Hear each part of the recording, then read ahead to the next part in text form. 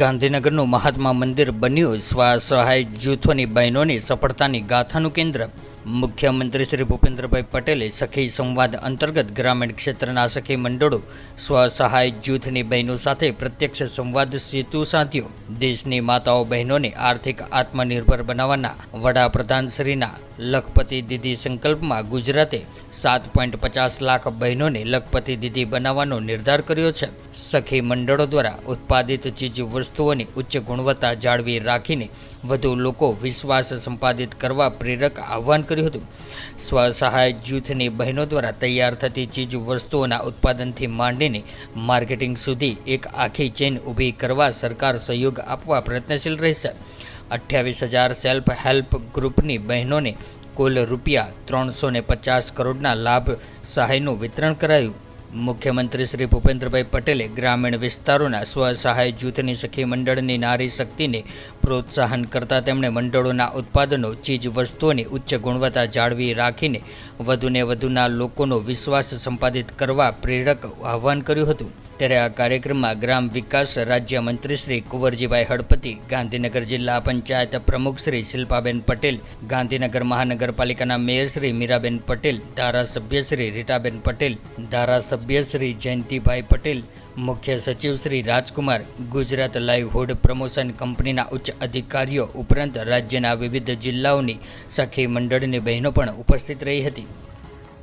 વિશ્વ નેતા અને યશસ્વી વડાપ્રધાન શ્રી નરેન્દ્રભાઈ મોદીની વિઝનરી લીડરશિપમાં દેશની મહિલાઓને સશક્ત બનાવવા માટે મહિલાઓને આર્થિક ભાગીદારી વધારવાનું આગવું આયોજન થયું છે.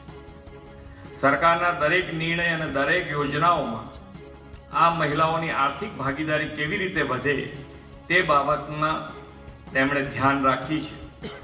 વડાપ્રધાન શ્રી નરેન્દ્રભાઈ મોદી સતત ત્રીજી વખત દેશનું સેવા દાયિત્વ સંભાળીને ઇતિહાસ રચ્યો છે. વડાપ્રધાનશ્રીએ જ્ઞાન શક્તિ એટલે કે ગરીબ, યુવા, અન્નદાતા એટલે કે કિસાન અને નારી શક્તિના 4 સ્તંભ પર દેશના વિકાસને આગળ વધારવાનો ત્રીજી ટર્મનો નિર્ધાર કર્યો છે. કોઈ પણ દેશ હોય, કોઈ પણ સમાજ હોય, તે નારી શક્તિનું ગૌરવ વધારીને અને તેમના માટે નવી તકો ઊભી કરીને જ આગળ વધી શકે. જો આપણી માતાઓ બહેનો થોડી પણ તક મળે તો તેઓ પોતે જ લોકોનો સહારો બની જાય છે, ઘર પરિવારને આર્થિક આધાર પણ બની રહે છે અને સ્વાવલંબી બને છે. આદરણીય વડાપ્રધાનશ્રીના નેતૃત્વમાં મહિલાના અર્થતંત્રમાં યોગદાનને વેગ મળે તેવું વુમન લેડ ડેવલપમેન્ટને પ્રોત્સાહન આપતું ભારત સરકારનું બજેટ તાજેતરમાં પ્રસ્તુત થયું છે. આ વર્ષના બજેટમાં મહિલાઓ અને દીકરીઓ માટે રૂપિયા 3 લાખ કરોડની વિવિધ યોજનાઓ કરી છે. મહિલાઓની કુશળતાને સુનિયોજિત વેગ મળે અને મહિલાઓ આત્મનિર્ભર બને તે માટે ગુજરાતમાં આદરણીય નરેન્દ્રભાઈએ અનેકવિધ પહેલ શરૂ કરાવેલી. ગુજરાતની નારી શક્તિના પહેલોના પરિણામે જ માનભેર જીવવામાં અને આર્થિક રીતે આત્મનિર્ભર બનવામાં મદદ મળી છે. આવી આત્મનિર્ભર બહેનો સ્વસહાય જૂથો સાથે સફળતાની વાતો શેર કરવાનો આજનો આ સખી સંવાદ કાર્યક્રમ છે. રાજ્યની ગ્રામીણ બહેનોનું સામાજિક ઉત્થાન થાય, જીવન ધોરણ ઊંચું આવે તે માટે વર્ષ 2010થી આદરણીય નરેન્દ્રભાઈએ મિશન મંગલની શરૂઆત કરાવી.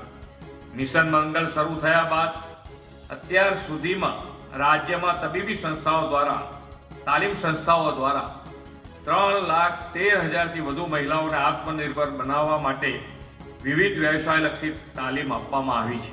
3, 2, 1.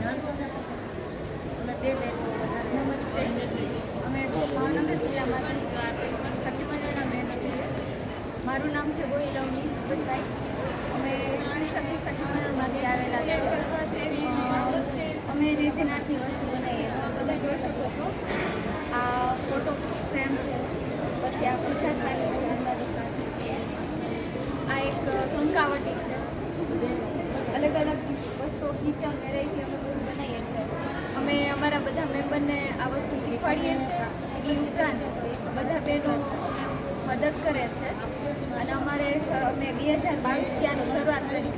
2022માં અમને સરકાર તરફથી રોલિંગ ફંડ, સીસી લોન તમામ સહાય મળી. ત્યારબાદ અમે આ રેઝિનાથી અમે બિઝનેસ શરૂ કર્યો અને અત્યારે અમારું માસિક ટર્નઓવર 1 લાખથી પણ વધારે છે અને બેનો સારું એવું ઇન્કમ કમાઈ રહ્યા છે. અને આના માટે અમે સરસ મેળામાં ભાગ લઈએ છીએ, ત્યાંથી અમને ઇન્કમ મળે છે. ઉપરાંત અમારું પ્લેટફોર્મ વોટ્સઅપમાં ગ્રુપ બનાવીએ છીએ. આખા જિલ્લામાં દરેક જિલ્લામાં અમારું ગ્રુપ છે. ઇન્સ્ટાગ્રામ પ્લેટફોર્મમાંથી અમે વેચાણ કરીએ છીએ એટલે સારી એવી ઇન્કમ થાય છે અને આગળ तो व्हाट्सएप, ट्विटर, फेसबुक, इंस्टा जहाँ भी आपका अकाउंट है, इसे शेयर बटन के द्वारा वहाँ पर शेयर करें।